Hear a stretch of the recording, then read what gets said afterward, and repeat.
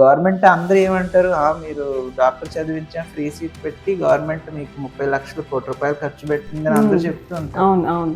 అంటే డాక్టర్స్ ఒక్కటి చదివితేనే సరిపోతుందా? ఆయన పని చేసి అది ఫ్రీగా రానక్కర్లేదా?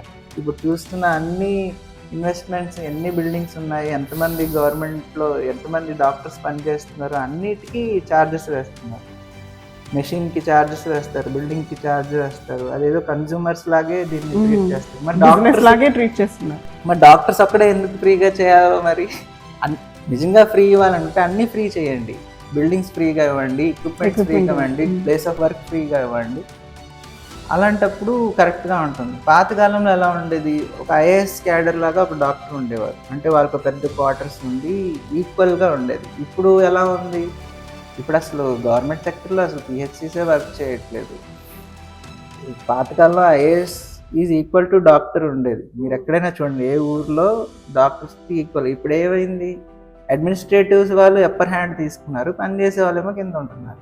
గ్రూప్ ఆఫ్ ఒక టీము, ఒక గ్రూప్ ఇది. అందులో ఏ స్టెప్లో ఎక్కడ తేడా జరిగినా, ఇప్పుడు మనం పాయసం చేస్తాం, పాయసం ఆ సేమియా ఒకటి కరెక్ట్గా ఉంటే సరిపోదు. పాలు, అందులో ఉన్న చక్కెర, అన్నిట్లో కరెక్ట్నెస్ ఉండాలి. అప్పుడే ఆ టేస్ట్ మనం రుచి చూడు. హెల్త్ కేర్ సెక్టర్ కూడా అంతే.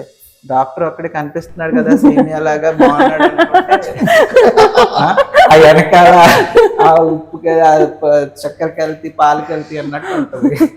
సో ఇది పబ్లిక్కి తెలియాలి. డాక్టర్ ఒక్కడే చూడకూడదు, ఇట్స్ ఓవరాల్ ఎంటిటీ చూడాలి. వెనకాల ఏం జరుగుతుంది, ఇవి అసలు ఎంటర్ అయినట్టునే తెలిసిపోవాలి.